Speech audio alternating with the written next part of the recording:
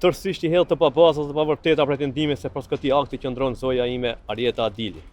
Andaj urgjentisht kërkoj nga organet hetuese që të sqarojnë situatën me rreth zonjës time të përfshirë në këtë rast, nga ana e tyre duke respektuar privatësinë tonë familjare e veçanërisht imazhin e zonjës.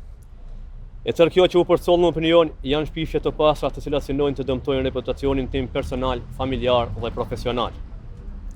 Ky rast për fat të keq paraqitet me qëllime të qarta për të diskredituar mua dhe familjen time, si dhe të krijojnë konfuzione në opinionin publik. Kërkoj nga organet e rendit dhe ato të hetuesisë e bëj apel që të merren me zbulimin e të dishurit të vërtetë të rastit, e jo këtë rast të paraqesin si mosmarrëveshje apo ngatresë familjare.